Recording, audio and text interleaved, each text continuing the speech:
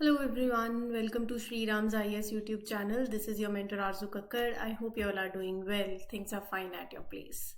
With this, let's begin with today's session where we will be covering these articles that you can see in front of you. Let me give you a brief about कि आज हम क्या discuss करने वाले हैं so that you feel connected whole throughout the lecture. ठीक है जी, तो चलिए पहला जो आर्टिकल है that is regarding Shahpur Kandi barrage bridge, तो बैराज बेसिकली, तो यहाँ पर हम जिसके बारे में बेसिकली जब इस आर्टिकल के बारे में बात करेंगे तो वो प्रीलिम्स ओरिएंटेड फैक्ट्स हैं। शाहपुर कांडी डैम प्रोजेक्ट के बारे में, कौन सी रिवर पे है, रवि रिवर के बारे में पढ़ेंगे, राइट। लेकिन जो इसका कॉन्टेक्स्ट है ना, उससे रिलेटेड सेपरेट मैं एक वीडियो बनाऊंगी, एक शॉर्ट वीडियो, एक क्रिस्प वीडियो होगी जिसमें आई टॉक अबाउट कि इस डैम की कंप्लीशन और साथ ही साथ where India halted the flow of water from the Ravi river to Pakistan. So वो जो कॉन्टेक्स्ट है, ये जो आर्टिकल है, इस पे ऑल टुगेदर एक different lecture I prepare for you जो आपको आज मिल जाएगा, जिसमें I talk about this complete article, right, कि हो क्या रहा है, पूरा कॉन्टेक्स्ट क्या है, ये प्रीलिम्स के पॉइंट ऑफ व्यू से पूरा आर्टिकल होगा। Then you have international mother language day, तो इसके बारे में हम पढ़ेंगे और थीम क्या रही है, क्या सिग्निफिकेंस है, लैंग्वेज को लेके क्या इश्यूज आते हैं, वो सारी डिस्कशन होगी। आपके जीएस पेपर 2 से आप कनेक्ट कर सकते हो। Then you have purple frog, तो पर्पल फ्रॉग बेसिकली यहाँ पर कैसा ये स्पीशीज है, इसकी अपीयरेंस कैसी है, habitat, distribution, IUCN status, threat क्या फेस कर रहा है, तो वो सारी डिस्कशन प्रीलिम्स के पॉइंट ऑफ व्यू से। देन यू हैव सब national climate resilient green fund, GS paper 2 से भी कनेक्ट होता है, जीएस पेपर 3 से भी बेसिकली कनेक्ट होता है। तो what it is all about, what is the mission, what is the structure, governance कैसा है, वो डिस्कस करेंगे। Then you have this article, Sant Guru Ravidas जी के बारे में पढ़ेंगे, आपके जीएस पेपर 1 से भी आप कनेक्ट कर सकते हो। And the next article is this particular यात्रा, ये जो है तेलंगाना के कॉन्टेक्स्ट के अंदर है, तो जब इस पे हम आएंगे तब ऑब्वियसली समक्का सरलम्मा महायात्रा है, तेलंगाना के मेदराम मुलिगु जो डिस्ट्रिक्ट है, जो जिला है, वहां पर हमारे union minister for tribal affairs visited this यात्रा इन मुलुगु डिस्ट्रिक्ट ऑफ तेलंगाना। तो जब इस आर्टिकल पे आएंगे तो आपको सारी चीजें और क्लियर भी हो जाएंगी। जीएस पेपर 1 से भी लिंक कर सकते हो, प्रीलिम से भी कनेक्ट कर सकते हो। ये रहेगा आज का लेक्चर जिसमें हम ये सारे आर्टिकल्स कवर करेंगे। आपको सेशन अच्छा लगता है तो please let me know in the comment section. और साथ ही साथ जो लास्ट लेक्चर पे आपने you have showered your love, you mentioned कि आपको सेशन कैसा लगा, I read all your comments. बहुत ज़्यादा अच्छा लगा कि you are liking these lectures, you are taking the best use of it, आपकी प्रिपरेशन में काम आ रहे हैं, आपको चीज़ें समझ आ रही हैं। It means a lot to me, so thank you everyone. So वो होता ना, हमारा भी जोश आई हो जाता है फिर। चलिए शुरू करते हैं, जिसमें हम लेते हैं हमारा आज का पहला article. In a significant development, the completion of the Shahpur Kandi barrage situated at Punjab Jammu and Kashmir के बॉर्डर पर ये पड़ता है। It has effectively halted the flow of water from river Ravi to Pakistan. तो ये जो कॉन्टेक्स्ट है, एज आई एम मेंशनिंग, तो डोंट वरी, इस कॉन्टेक्स्ट को लेके I prepare altogether a different lecture जहां पर ये जो पूरा कॉन्टेक्स्ट है वो मैं डिस्कस करूंगी कि what all has happened, और India has stopped the flow of water from Ravi River into the Pakistan, right? इसकी ये जो जिसकी कंप्लीशन की हम बात कर रहे हैं इस डैम की, it was waiting for completion for 45 years, right. तो कहाँ पड़ता है वो मैं आपको बताऊंगी, लेकिन हम थोड़ा सा हिस्ट्री जो है ना, इसका जो कॉन्टेक्स्ट है 1979, 1982 में क्या क्या हुआ, 2008, वो टाइमलाइन जो है ना वो मैं आपके साथ शेयर करूंगी अलग लेक्चर के अंदर। रही बात इस पर्टिकुलर डैम की, तो जो लोकेशन है वो देख लीजिए आप। हम इस डैम की बात कर रहे हैं, ये आपको पंजाब और ये जो अपना पठानकोट पड़ रहा है ना, ये देखो, तो उसके ऊपर अगर आप यहाँ देखो तो रंजीत सागर डैम लेक भी है। So it is followed by Shahpur Kandi barrage, right. Ravi river के ऊपर ये पड़ता है और पंजाब और जम्मू एंड कश्मीर जो बॉर्डर है वहां पर ये डैम लगता है, मैप में बहुत इंपॉर्टेंट है। So it is located near the border of Punjab and Jammu and Kashmir. So this dam is down stream, जैसे बात कर रहे थे ना, जो वाटर जो है that flows out from Ranjit Sagar dam It is used to generate electricity at Shahpur Kandi Dam project. Right, so the water that is released from this particular dam, Ranjit Sagar Dam, में आपको सागर dam lake दिख रही होगी, it is utilized for generating power from this particular project. इस project का main purpose क्या है, main reason है इस डैम को बिल्ड करने का, ताकि हम इलेक्ट्रिसिटी प्रोड्यूस करें और पानी जो है वो प्रोवाइड करें फार्मिंग के लिए in Punjab and Jammu and Kashmir. Right, so it is constructed by जो पंजाब गवर्नमेंट का इरिगेशन डिपार्टमेंट है उनके द्वारा. ये प्रोजेक्ट जो है it consist of 55.5 metre high concrete gravity dam. उसका पूरा कितने रेगुलेटर्स हैं, कितने पावर हाउस हैं, that is not that important, but आप ये एक बार देख सकते हो. टोटल, हाँ, ये टोटल जो आउटपुट कैपेसिटी है इस प्रोजेक्ट की वो है 206 मेगावाट की. राइट, रही बात रवि रिवर की, तो अगर आप ये सेशन शुरू से फॉलो कर रहे हो तो मैंने आपको एक दिन कहा था, बहुत बार बोला है वैसे तो, कि इंडस रिवर सिस्टम जो पूरा है वो कवर कर लो. राइट, बहुत बार न्यूज में आ चुका है, मैंने आपको होमवर्क भी दिया है, आज भी दे रही हूं. जिन्होंने नहीं किया है वो आज भी कर सकते हैं, जिन्होंने कर लिया है वेल डन. ये है आपकी रवि रिवर जिसकी हम बात कर रहे हैं. ठीक है जी, चेनाब जुड़ जाती है ना. सो एक ट्रांस बाउंड्री रिवर है इंडिया और पाकिस्तान के बीच की. It is one of the 5 tributaries of Indus river. तो यहाँ पर वही इंडस रिवर के बारे में आप जब अगर आपने पढ़ लिया है तो बहुत बढ़िया है. पूरा सिस्टम जो है इंडस, रवि, चेनाब, झेलम, सतलुज, तो उसका अरेंजमेंट भी नॉर्थ टू साउथ है ना, वो देखो, जरूर देखो कौन सी रिवर किसको कहाँ जाकर मिल रही है, वो कहाँ से ओरिजिनेट हो रही है, वो ये सारी बातें इंपॉर्टेंट हैं.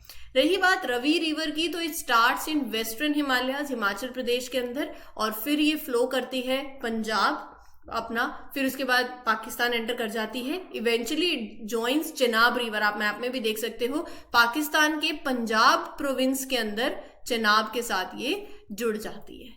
ठीक है जी, तो रवि रिवर जो है it is about 720 kilometre long, 720 kilometre लंबी ये नदी है टोटल. अब मैं बात करूं जिसका 158 किलोमीटर जो इसका कोर्स है दैट इज इन इंडिया, बाकी जो 562 किलोमीटर है it flows through Pakistan.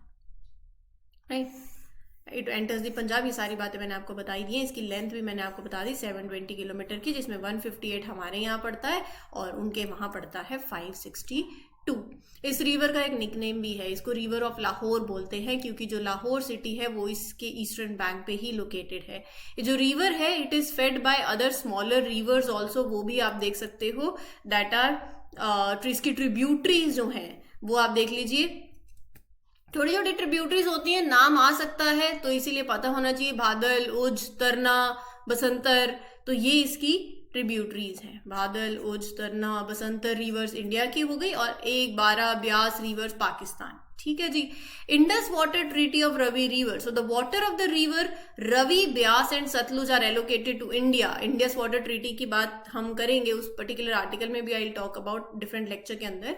But ये तो आपको पता ही होगा ना, जब ICJ की बात करती हैं तो इनका पानी अपना जाता है ये पाकिस्तान वाले को, और बाकी रवि, ब्यास और सतलुज जो है it is allocated to India under this Indus water treaty. हालांकि कुछ एक्सेप्शंस हैं इसमें, मैं उसमें अभी डीप नहीं जाऊंगी. यहाँ मेरा कॉन्टेक्स्ट रवि रिवर को लेकर है, दैट आई हैव डिस्कस्ड. ठीक है जी, बाकी होमवर्क आज आपका सिर्फ यही है कि आपको इंडस रिवर सिस्टम के बारे में पढ़ना है. अगले आर्टिकल पे चलते हैं. अगला जो आर्टिकल है that is regarding your international mother language day. So जो इंटरनेशनल मदर लैंग्वेज डे है ना, ये हर साल होता है. कब होता है? 21 फरवरी. I don't know what happens जब ये पेन चलता है ना अपर साइड पे, तो पता नहीं दिक्कत आती है. चलो anyways, So on International Mother Language Day, Kalanidhi Division and Academic Unit of Indira Gandhi National Center for Arts presents Akshar, Shabd, Bhasha, an exhibition celebrating and honoring the linguistic diversity of India and exploring the richness of languages, scripts, words that define our cultural heritage. ये होता है, बस lines पढ़ दी, वो तो आप भी पढ़ सकते हो, है ना. मैं आपको ऐसे डिस्कशन के तरीके से बताती हूँ. हर साल 21 फरवरी को around the world international mother language day होता है. ये दिन बेसिकली इसलिए है, जो डाइवर्सिटी है लैंग्वेजेस की, कल्चर्स जो हैं हमारे, so to appreciate that, to promote that diversity, ये इसका एजेंडा है. ये जो स्पेशल डे है 2000 में ये it was first observed, right. So हर साल होता है 21 फरवरी को होता है।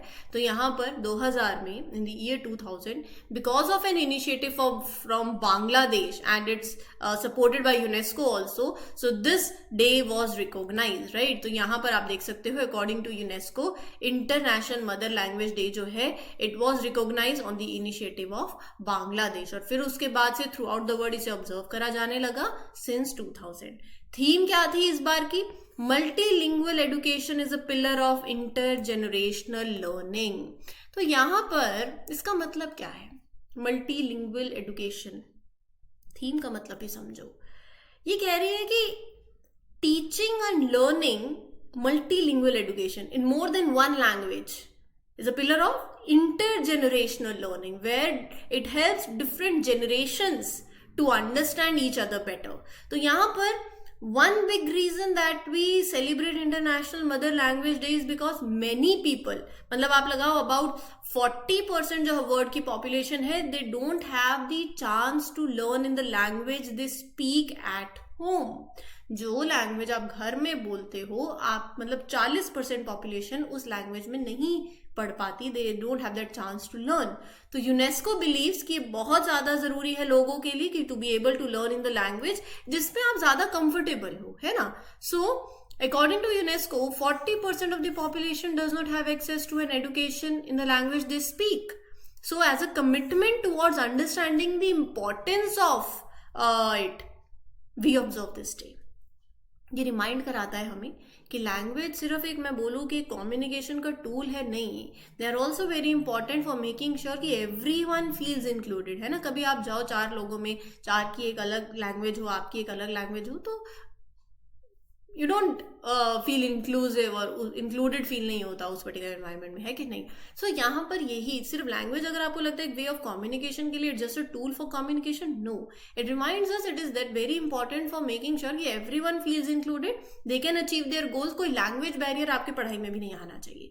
सो by celebrating our mother language, our mother tongues, we show respect for our roots, हमारे कल्चर्स, हमारी identities.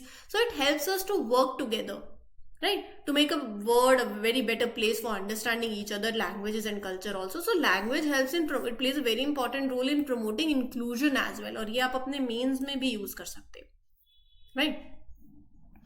Now what are the concerns?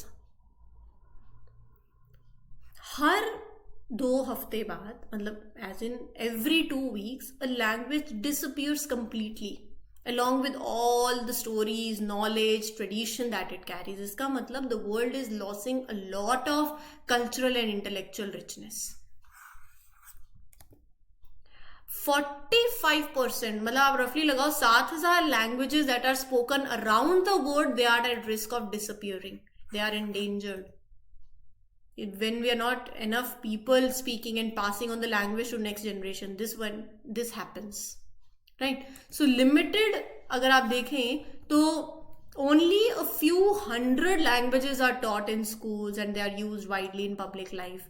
मतलब अगर आप डिजिटल वर्ल्ड की भी बात करो ना, जहाँ पर इतना कम्युनिकेशन होता है, fewer than 100 languages are regularly use. So issues important है क्योंकि लैंग्वेजेस, जैसे कि मैं बता रही हूँ, they are not just tools for communication, they carry your history, your tradition, unique way of understanding the world for different communities. So जब एक लैंग्वेज डिसअपियर होती है, it's like losing a part of humanity's diversity and knowledge. So बहुत essential है to recognise the value of all languages and to preserve them for future generation as well, right. So this आपका जो context है, मैंने आपके साथ जो share भी किया है ना, ये समझने की बातें हैं जो मैंने आपको बताई हैं, जाके आप अपने मेंस में भी, आपके इंटरव्यू में भी काम आती हैं ये सब चीज़ें। सिर्फ ऐसे मैं rote learning I don't believe in, and I don't believe in reading lines. तो जितना सुनते हैं और जितनी डिस्कशन से चीज़ें समझ आती हैं वो फ़ायदा है, अदरवाइज तो याद तो आप खुद भी कर सकते हो, पढ़ तो आप खुद भी सकते हो लाइन्स, है ना। मैं लाइन्स पढ़ के चली जाऊँ तो मुझे भी खुशी नहीं होगी, पढ़ाने में भी मज़ा नहीं आएगा और आपके लिए भी कोई फ़ायदा नहीं है। चलिए आगे बढ़ते हैं। अभी क्या हुआ है, रिसेंटली तमिलनाडु की गवर्नमेंट ने एस्टैब्लिश किया है Tamil Nadu endangered species conservation fund. किस लिए किया है? To protect the purple frog and other lesser known endangered species. तो पर्पल फ्रॉग के बारे में थोड़ा सा जान लेते हैं। पिग्नोज फ्रॉग भी इसका नाम है। नाम क्या है इनका? इनका नाम पिग्नोज के नाम से भी जाना जाता है, मावेली फ्रॉग भी बोलते हैं। So it is believe to have coexisted with dinosaurs. तो आप लगा लो कितना पुराना है। Right, so it is scientists believe that this frog species have been around since the time of dinosaurs. So इनकी जो similarity है, it have similarities with other frogs also from Seychelles Island. Right, so it is often called a living fossil and it belongs to Nasica Batrachidae family. So ये, sorry if I am pronouncing it wrong, but I hope आपको समझ आ गया है। नासिका बाट्रिकिडे family से ये belong करते हैं। और यहाँ पर ये जो पर्पल फ्रॉग है ना, इनके दूसरे जो नाम है मैं आपको वो भी बता दूंगी। इनका अपीयरेंस जो है, इनकी ब्लॉटेड बॉडी है। तस्वीर आपने देख ही ली है, आपको समझ आ ही रहा होगा। प्लम्प बॉडी है with short limbs, stout limbs. So इनका कलर जो है वो डार्क पर्पल से ग्रेइश वेरी करता है, कलर रेंज है। It has a small head compare to its body size and pointed snout. तो यहाँ पर ये जो फ्रॉग है, जैसे मैंने बताया, लिविंग फॉसिल्स बोलते हैं। They belong to this particular family and it's adopted for burrowing with short muscular hard palms, लगा सकते हैं, मस्कुलर फॉर लिम्स हैं। बाकी फ्रॉग्स की तरह नहीं, it's very short hind legs, तो जिसकी वजह से they cannot leap so far. Right, so that is the context. ये कुछ इसके अपीयरेंस है, थोड़ा ध्यान में रख लीजिएगा, आपके काम ही आएगा। बाकी रही बात हैबिटेट की, तो they prefer loose, damp and well aerated soil that is close to ponds, ditches और स्ट्रीम्स। ये आपको तमिलनाडु और केरला के वेस्टर्न घाट्स में बहुत देखने को मिलेंगे। अनामलाई हिल्स जो है, इनका एक प्राइम हैबिटेट है। Tamil Nadu is home to 2 types of frogs, जैसे कि मैंने आपको बताया था, शियाड्रेंसिस एंड भूपाती। सो ये भी 2 पर्पल फ्रॉग्स की 2 टाइप्स हैं जो आपको तमिलनाडु में देखने को मिलेंगी। It remains underground most of the year except for 2 to 3 weeks. जब मानसून होता है तो ये बाहर आ जाते हैं। IUCN स्टेटस में एंडेंजर्ड हैं, वाइल्ड लाइफ में प्रोटेक्शन एक्ट में के अंदर शेड्यूल 1 में है।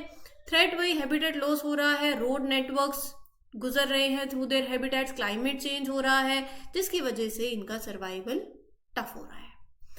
अगला जो आर्टिकल है वो ये कह रहा है कि अ delegation from world bank has arrived in Goa. किस लिए? बातें करनी है। किसके साथ? स्टेट गवर्नमेंट के साथ। किस लिए? To set up first sub national climate resilient green fund. कैसा फंड है? चलिए पढ़ते हैं।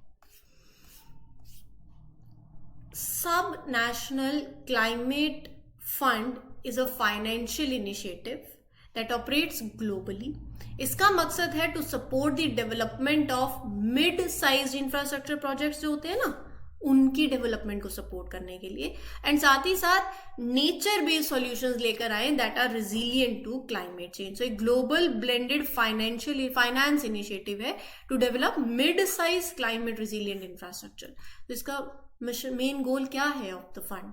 ऐसे प्रोजेक्ट्स में इन्वेस्ट करना that focus on climate smart infrastructure, nature based solutions हो at local level. So ये जो projects हैं, it should have measurable and a certified impact on climate and sustainable development. How it works? जो fund है, it operates by attracting private investment as well as public investment. So इस तरीके से design है to bring together money from different sources, ताकि आप उन project को सपोर्ट कर पाओ जो पॉजिटिव इम्पैक्ट डाल रहे हैं on climate change and sustainable development. So इसका मतलब it can help finance the projects that improve resilience to climate change. It promotes sustainable development practices.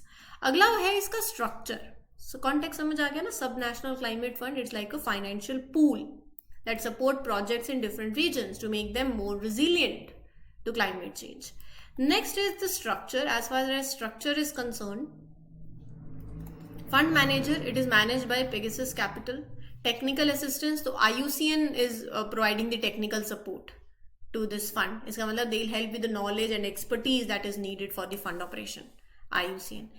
Anchor investor of concessional capital. Green Climate Fund is the main investor providing concessional capital. Right? So as far as governance is concerned, so this SCF has a very high level advisory committee that guides its operations. So committee consists of experts in various fields that are related to climate, science, finance, technical aspects, biodiversity, environmental management. उनका role है to advise the SCF consortium. अच्छा कहाँ invest करें? How to achieve the fund goals effectively. That's how governance goes in. ठीक है. Union Minister for Tribal Affairs visited Samakka Saralama Mahajatra in Meduram Mulugu district of Telangana. तो आप ये तस्वीर देख सकते हो. अब रही बात इसकी, तो इसके बारे में, यात्रा के बारे में पढ़ते हैं. It is also known as Medaram yatra. एक ऐसा फेस्टिवल है जो तेलंगाना के अंदर बहुत धूमधाम से सेलिब्रेट किया जाता है, स्पेशली इन मेदाराम. एक रिमोट प्लेस है within the Eturnagaram wildlife sanctuary. Let me tell you. Right, so ये रहा अपना Eturnagaram wildlife sanctuary. एक remote place, basically Medaram is a remote place जो कि यहाँ लोकेटेड है. दंडकरण ने the largest surviving forest belt in Mulugu, वहां पर ये लोकेटेड है जिसकी मैं बात कर रही हूँ. नेम एंड लोकेशन की बात कर रहे हैं. तो जो फेस्टिवल है ना, एक ट्राइबल इवेंट है जो ऑनर करता है goddesses of Sammakka and Saralamma. So these goddesses are revered for their strength and they are believed to have led a revolt against taxes that were imposed by Kakatiya rulers during the 12th century. So it is a demonstration of tribal devotion and people from all walks of life joined together to commemorate it. तो location मैंने आपको बता दी है. रही बात इसकी, तो ये ना it is held every 2 years. सो इसका मतलब इट हैपन्स वंस इन 2 सालों में एक बार ये होता है. And it occurs during the time when goddesses are believe to visit the tribal community. So every 2 years ये होता है. People offer bangaram gold of a quantity equal to their way to the goddesses. They take a holy bath in जम्पन्ना वेगू, जो कि Godavari river की tributary है. ये तो बहुत इंपॉर्टेंट हो गया, कभी ऐसा पढ़ा नहीं हो किसी ने, तो आज मतलब GS पेपर 1 और कहा ये भी सेक्शन लिंक हो गया, साथ ही साथ आपकी ज्योग्राफी भी लिंक हो गई. ठीक है जी. So it's not only a religious event but it also serves as a platform for fostering ceremony harmony among different communities. Tribal groups के बीच में और ज़्यादा हार्मनी हो, यूनिक आपके ट्रेडिशंस हैं, कल्चर है, हेरिटेज है उनका, सो ये preserve that. So it's considered important on global scale for promoting cultural diversity and understanding. ठीक है जी. अगला जो आर्टिकल है दैट इज रिगार्डिंग संत गुरु रविदास जी, क्योंकि अभी हाल ही इनकी 647th बर्थ एनिवर्सरी रही. हमारे प्राइम मिनिस्टर जी ने एक statue of Sant Ravidas ji unveil किया at Varanasi. So Guru Ravidas ji was a renowned sant saint known for his contribution to bhakti movement. पूछा जा सकता है, ध्यान में रखिएगा. He is famous for his devotional songs, verses, right, जिनका भक्ति मूवमेंट पे it had a significant impact. इनकी टीचिंग फोकस करती है on human rights, equality, spirituality, right. So Guru Ravidas ji was born in Uttar Pradesh, Govardhanpur, right. तो आज वो जो जगह है it is known as Shri Guru Ravidas जन्म स्थान and it is very important pilgrimage site for the followers. ठीक है जी.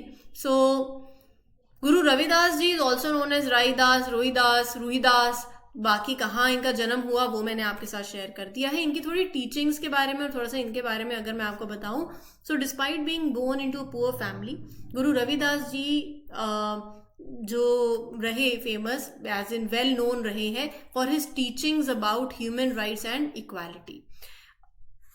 रामानंदा जी के he was disciple. He abandoned sagun forms of supreme beings, मतलब जो इमेज और एट्रीब्यूट से जुड़ी हुई है. ही फोकस ऑन निर्गुण भक्ति, right. So Guru Ravidas ji was a social reformer. उनकी teachings gender equality, caste system की एबोल्यूशन, सोशल जस्टिस, इक्वालिटी, इस पे बेस्ड रही हैं. अनटचेबिलिटी को अपोज करना, मतलब वहां पर ही became a symbol of opposition to untouchability and he emphasize the philosophy of spiritual freedom. Well known poet रहे हैं. 41 of his devotional songs and poems वो गुरु ग्रंथ साहिब के अंदर भी हैं.